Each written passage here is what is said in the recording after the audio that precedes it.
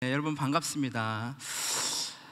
자, 여러분 제가 오늘 단기 선교팀하고 같이 갔다 와서 함께 오늘 또 말씀 나눌 것은 선교에 대한 내용을 함께 나누려고 합니다. 그래서 튀니지는 어떤 곳인지 잠깐 여러분들에게 사진으로 쭉쭉쭉 한번 보여주면 좋겠다는 생각이 드는데, 영상이 있어서 있는데 우리 이 친구가 계속 나오네요. 죄송합니다. 네, 좋습니다. 너무 이쁜 곳이죠. 네, 튀니지라는 땅은 너무나 아름답고 이쁘고 정말 날씨가 너무 좋아요. 그래서 누구나 살고 싶은 됐습니다. 네, 여기까지 내려주시면 좋을 것 같아요. 자, 저희가 열심히 내려주세요. 이제 그만. 더 보고 싶지는 않습니다. 자, 저희가 열심히 준비해서 선교를 딱 갔습니다. 그런데 그 선교 딱 저희가 한 24시간 걸려서, 대구부터 시작하면 더 걸렸어요. 가서 첫날 금요일 날 12시인가요? 12시 반인가 도착하자마자 바로 저희가 사역을 시작을 했거든요. 사역을 시작하면서 여러분 영상에서 한번 보셨겠지만 사진 한번 보여주실래요? 사진 한번 보여주시면은 저곳이었어요. 우리 친구들이 특무를 제대로 한 게 바로 여기입니다. 저기 가서는 저희가 제대로 할 수 없었어요. 왜냐? 너무 좁아서 열심히 준비를 한 3개월 동안 저러고 열심히 연습을 했는데 저기서 겨우 한 번 했어요. 너무 좁게 이렇게 하면서. 다른 사역도 마찬가지예요. 운동회도 했고 레크레이션도 했고 막 준비를 많이 해갔는데 저희들이 그곳에서 딱 한 번밖에 사역을 하지 못했어요. 왜 그런 줄 아세요? 왜냐하면 그곳에는 하나님의 복음, 우리가 믿고 있는 이 예수 그리스도를 전할 수 없는 나라이기 때문이에요. 그 나라는 이슬람 국가이고 또 종교가 이슬람이 아예 국교 그 나라의 종교이기 있기 때문에 전하면 잡혀간 나라였어요.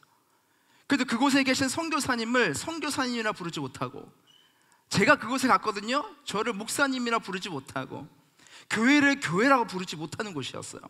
우리가 이 말조심을 되게 조심했거든요. 그러니까 선교사님은 선생님, 목사님은 삼촌, 교회는 기간, 이렇게 부를 수밖에 없는 나라가 바로 저 튀니지라는 나라였고, 또 아프리카에 있는 또 여러 중동의 국가들이 그렇게 부르고 있다는 것이죠. 저희가 태권도 사역을 갔는데 그 태권도 사역 사범님이 계셔요. 사범님이 선교사님이시거든요. 근데 얼마 전까지 재판을 받으셨대요. 그 나라는 특별히 미성년자에게 복음을 전하면, 어른들에게도 안 되지만 미성년자에게 복음을 전하면 큰 벌을 받는 나라가 저 나라래요. 근데 저분이 이제 사역을 하시다가 어떤 학부모가 신고를 한 거예요. 신고를 하니까 이제 경찰이 체포해 간 거예요. 구금을 당한 거예요. 그리고 재판장 앞에 섰어요. 그리고 정말 다행히 추방까지는 당하지 않고 풀려나셨어요. 그러니까 저 나라는 하나님을 믿고 예배를 드리는 이것이 정말 힘든 나라. 저희가 그 나라에 지금 갔다 왔다는 것입니다. 그러니까 얼마나 제 마음이 여러분 아팠겠어요. 이 자리에 앉아서 여러분 하나님을 자유롭게 예배할 수 있는 것은 정말 축복입니다.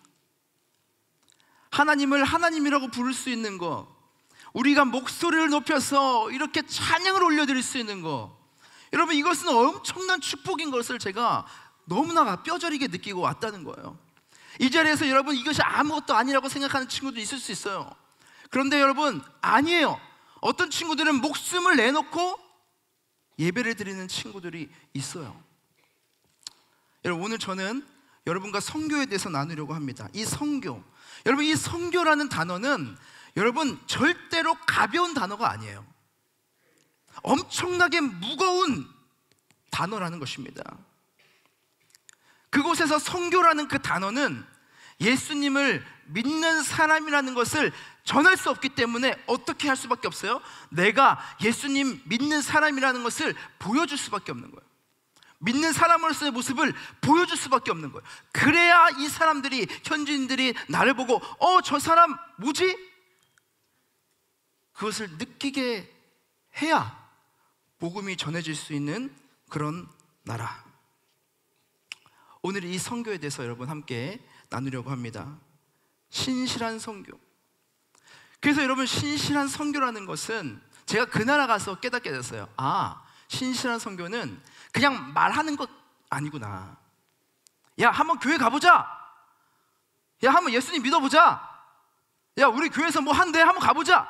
이렇게 말만 하는 것이 아니라, 아, 선교라는 것은, 전한다는 것은 무엇인가? 내가 그 모습을 보여주는 것이구나. 다른 말로 하면 증인된 삶을 사는 것이구나. 오늘 누가복음 24장 48절에 보면 이렇게 기록되어 있죠. 다 같이 한번 읽어볼까요? 시작. 너희는 이 모든 일의 증인이라. 증인이 되는 거예요. 증인. 어떤 사람이 여러분 그러면 증인 될 수 있을까요? 첫 번째, 증인된 삶은 복음을 확신하는 삶이에요. 여러분 그 앞구절에 보시면 이렇게 기록되어 있습니다. 46절 47절에 보면 다 같이 한번 읽어볼까요? 시작. 또 이르시되 이같이 그리스도가 고난을 받고 제3일에 죽은 자 가운데서 살아날 것과 또 그의 이름으로 죄사함을 받게 하는 회개가 예루살렘에서 시작하여 모든 족속에게 전파될 것이 기록되었으니 이 모든 일의 증인이라. 이 모든 일의 증인, 이 모든 일이라는 것은 그 앞에 보세요. 예수님이 고난 받으셨어요. 그리고 예수님이 죽으셨어요. 죽은 것뿐만이 아니고 다시 살아나셨어요. 누구 때문에요? 이 땅 가운데는 죄인들을 위해서. 그리고 그분을 믿으면 어떻게 되는 겁니까? 새 생명을 얻게 되는 거예요. 여러분 복음이란 것은 바로 이것입니다. 복음이란 바로 이런 것이에요. 복음 한번 보여주세요. 복음이라는 것은 예수님이 고난당하시고 죽으시고 살아난 것을 죄인인 우리들이 믿고 새롭게 태어나는 것. 이 복음을 확신하는 사람만이 증인된 삶을 살 수 있다는 거예요. 여러분들은 이 복음을 믿으십니까? 안 믿으십니까? 예수님께서 여러분들을 위해 죽으셨다는 사실을 여러분 믿으십니까? 그분을 믿으면 나에게 새로운 생명을 주신다는 것을 여러분 믿고 이 자리에 있습니까? 아니면 아무 생각 없이 그냥 여기 나와 있어요?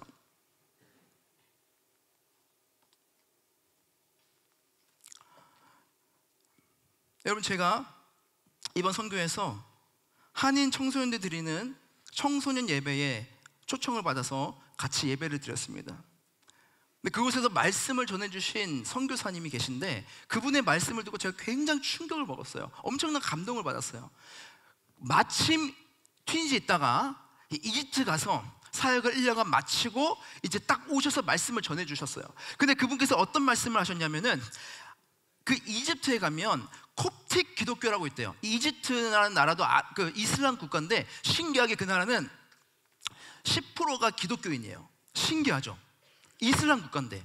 근데 그 이유가 무엇이냐 하면은 그 나라에는 저 교회가 있어요. 콥틱 기독교가 있는데 이 콥틱 기독교가 무엇인가 하면은 아주 옛날부터 자신들의 신앙을 지켜온 사람들이 그 이집트에 남아 있었던 거예요.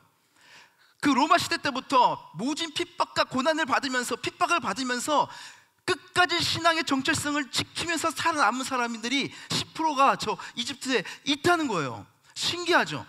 그런데 이 사람들이 모여있는 곳이 있어요. 이집트라는 나라는 여러분 주민등록증을 보면 우리 이름 돼 있고 주민번호가 있고 막 있잖아요. 그런데 이집트는 주민증에 종교란이 있대요. 그래서 여기에 이슬람 아니면 기독교 이게 다 찍혀서 신분증에 나온다는 거예요. 그러니까 직장을 구할 때도 어디 갈 때도 신분증을 줘야 되잖아요. 신분증에 기독교라는 것이 있으면 이 사람들 일단은 적대적으로 보는 거예요. 지금은 많이 없어졌지만 옛날부터 그것이 그 사람들을 엄청나게 핍박한 거예요.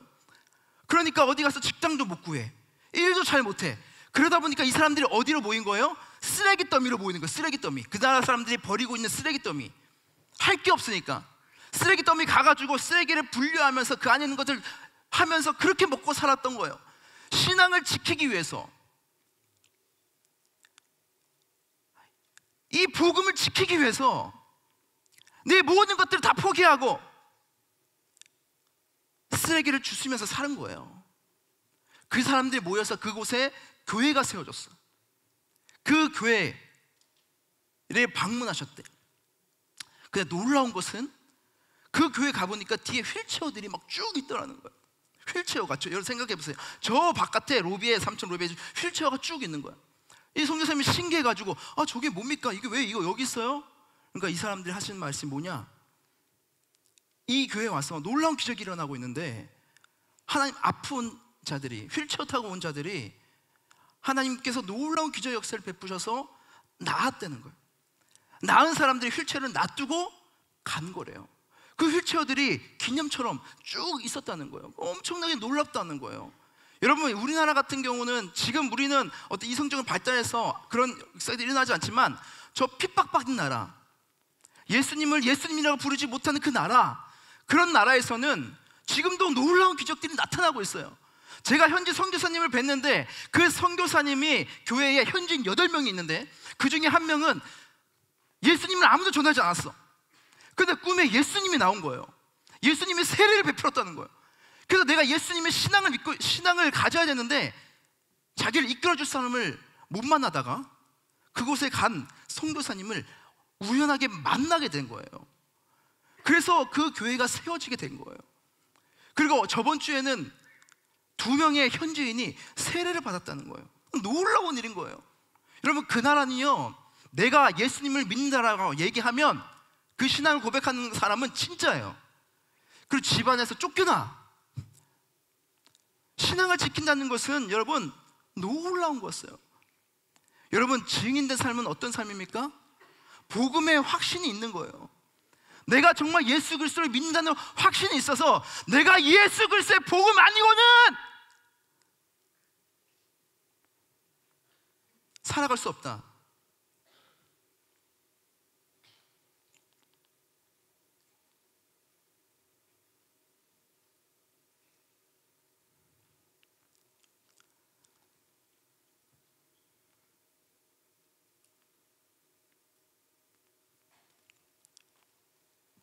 여러분, 복음을 가볍게 여기지 마세요. 그 복음은 여러분들을 살리는, 우리를 살리는 놀라운, 엄청나게 값진 하나님께서 우리에게 주신 선물이에요. 이 자리에 여러분 앉아있는 것 자체가 여러분 선물이라는 것을 여러분 깨달아야 된다는 거예요. 여러분, 그럴 때에 거기서부터 증인된 삶이 시작될 수 있다는 것입니다.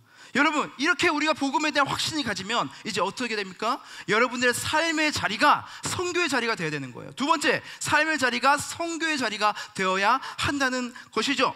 여러분, 47절 48절을 보시면, 또 그의 이름으로 죄사함을 받게 하는 회개가 예루살렘에 시작하여 모든 족속에 전파될 것이. 뭐가 전파된다고요? 뭐가 선교가 된다고요? 회개가 전파된다는 거예요. 회개는 무엇입니까? 여러분, 하나님 내가 잘못했습니다, 죄송합니다. 여러분, 맞아요. 그것도 회개예요. 이번에 선교 가서 저희가 밤에 기도를 했는데 하나님께서 엄청나게 역사하셨어요. 그냥 잠깐 기도하고 마치려고 했는데 너무 피곤하니까 성령의 기름 부으셔서 1시간 이상을 기도했어요. 아이들 막 울고 불고 난리가 났어. 자기 죄를 고백했어요. 눈물을 흘렸어요. 회개하는 거예요. 근데 여러분, 회개란 무엇입니까? 죄를 깨닫고 하나님께 용서를 구하는 거예요. 그런데 거기서 끝나는 것이 아니에요. 회개는 무엇입니까? 거기서부터 이제 내 삶이 바뀌는 거예요. 죄의 자리에서 돌이키는 거예요. 여러분, 이게 회개라는 겁니다. 이러한 놀라운 것이 전 세계에 퍼지는 것, 예루살렘으로부터 모든 족속에 퍼지는 것, 여러분, 이것이 바로 선교라는 거예요. 선교. 내 삶의 자리가 죄악의 자리가 아니라 삶의 자리가 새로운 생명의 자리로 바뀌는 거예요. 여러분, 이것이 바로 선교라는 것입니다. 이것이 바로 증인된 삶이라는 것입니다. 여러분들은 어떤 삶을 지금 살고 있어요? 교회에 나왔지만 여러분들의 밖에서의 삶은 다릅니까? 하나님께 예배드리는 이 자리에서 여러분 다른 생각하고 있어요? 주님 앞에 죄악된 마음들이, 삶들이, 행동들이, 입술이 계속해서 끊임없이 일어나고 있어요. 여러분, 제가 너무나 안타까운 것이 무엇인지 아십니까? 이 안에서도 서로를 따돌리는 일들이 너무나 많이 일어나고 있다는 거예요. 정죄하는 일들이 너무나 많이 일어나고 있다는 거예요. 여러분, 그런 삶이 어떻게 증인된 삶을 살 수 있겠어요?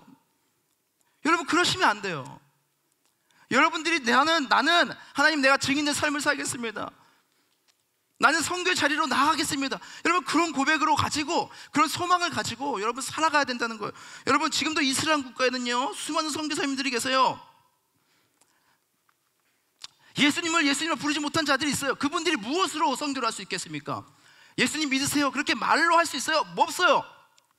그들 함께 먹고, 그들과 함께 자고, 그들과 함께 뒹굴고 예수의 사랑을 보여주는 거예요. 여러분, 한국에서도 마찬가지예요. 마찬가지. 우리가 복음을 전한다는 것, 선교를 한다는 것은 말만 하는 게 아니라 내 삶의 모습 속에서 예수 그리스도의 향기가 드러나는 거예요.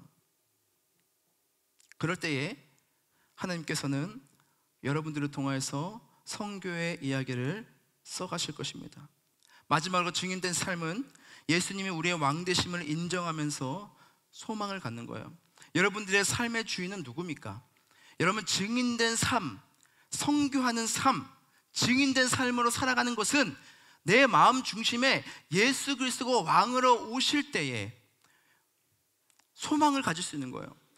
여러분, 제가 선교사님들을 다 많이 뵀는데 그쪽에 가서 그분들이 하나같이 하는 말씀이 있어요. 그것이 무엇인가 하면, 이 땅 가운데에, 튀니지 땅 가운데에, 아랍에미리트 가운데 기독교인이 없어. 열매가 없어. 아랍에미리트는 현지인 교회가 하나도 없대요. 그럼에도 불구하고 이분들이 좌절하지 않아요. 너무나 놀라웠어요. 신기했어요. 소망을 가졌어요. 언젠가 하나님께서 이 땅 가운데 풍성한 열매를 맺히게 하실 거다. 언젠가 하나님께서 이 땅 가운데 열매를 맺히게 하시고 많은 믿는 사람들이 일어나게 하실 것이다. 그 소망을 놓지 않았다는 거예요. 오히려 지금 여기 있는 우리들보다 훨씬 더 놀라운 소망과 비전을 가지고 열심을 다해서 사역하고 있어요. 여러분, 그게 놀랍다는 거예요. 여러분, 그 이유가 무엇입니까? 그 마음 가운데에 주님이 왕 되셨기 때문에, 내 마음 가운데 왕 되셨기 때문에, 주님이 왕이시기 때문에 어떠한 상황과 환경과 모습이 있어도 주님께서 그것을 이루어 가실 것이다 라는 그 고백이, 믿음이, 확신이 있기 때문인 거예요. 여러분, 우리가 선교의 삶을 산다는 것, 우리 마음 가운데 주님을 왕으로 모실 때 우리는 소망을 가질 수 있습니다. 여러분, 튀니지에 토페 신전이라고 있습니다. 이 토페 신전이 어떤 곳이냐면은 예전에 인신 제사를 드렸던 곳이라는 거예요. 근데 저기 보시면 막 비석들이 있죠. 막 조그마한 비석들이 있는데, 저 비석이 뭐냐면은 그 당시 인신 제사를 갓난아기를 드렸대요.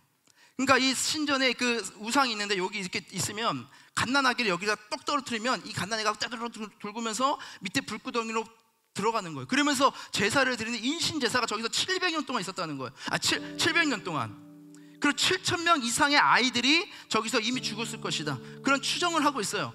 가면은 수많은 벽돌들이 있는데 저거 하나하나가 한 명 죽이고 하나를 만들고 한 명 죽이고 만드는 거예요. 저걸 왜 했을까요? 그 당시에 부와 명예를 구하면서, 쾌락과 탐욕을 신에게 구하면서 갓난아기를 바친 거예요. 여러분, 얼마나 악한 땅입니까? 그죠? 포니의 전쟁으로 인해서 그 카르타고 튀니지가 로마에게 점령당했거든요. 점령당하면서 로마 병사들이 저기는 건들지도 않았대. 저주 걸릴까봐 자신들이. 2000년이 지난 지금도 저기가 보존되어 있는 이유가 저래요. 엄청나게 더러운 곳이니까, 저주받은 곳이니까, 악한 곳이니까. 여러분, 저런 땅에서 무엇이 일어난지 아십니까? 지금 여러분들이 믿고 있는 이 신앙의 모든 신학적인 기반을 만든 어거스트라는 분이 계세요. 그분이 저기 고향이에요. 여러분들이 읽고 있는 신학성경 있죠? 신학성경 27권이 카르타고 종교회의, 저기서 종교회의가 있었어요. 거기서 정경화된 곳이에요. 저기는 수많은 순교자들이 묻혀 있어요. 수많은 순교자들의 피가 묻혀 있어요. 저 악한 곳에서 그 신앙을 지키기 위해서 수많은 순교자들이, 주님을 믿는 자들이 신앙을 지키면서 지금까지 왔다는 거예요. 하나님께서는 저 땅도 지금도 사랑하시고 계시고, 그리고 저 사람들은 한국의 기독교를 보면서 소망을 갖고 있어요. 여러분, 30년, 40년, 50년 전만 해도 우리나라는 기독교인이 너무나 없었어요. 이렇게 일실천이었어요. 근데 폭발적인 놀라운 부흥이 있었죠. 여러분, 다른 나라들은 한국이 소망이에요. 근데 정작 이곳에서 믿고 있는 우리는 어떻습니까, 여러분? 우리의 모습은 어떠더라는 거예요? 저들은 우리를 보면서 소망을 갖고 있는데, 열매를 바라보며 있는데, 정작 이 안에 있는 우리들은 어떤 모습이라는 거죠. 사랑하는 여러분, 말씀을 맺겠습니다. 여러분, 선교라는 것, 증인된 삶을 산다는 것, 그것은 여러분 쉬운 게 아닙니다. 여러분, 우리 마음 가운데 복음을 확신하시기 바라요. 예수님이 여러분들을 위해서 죽으셨다는 사실을 여러분 확신하기 바랍니다. 그리고 여러분의 삶의 자리에서 하나님을 우리의 삶을 모시고 주님을 왕으로 모시고 여러분들 소망을 갖고 주님을 믿으며 살아가는 저와 여러분 모두가 되시길 주님의 이름으로 축복합니다.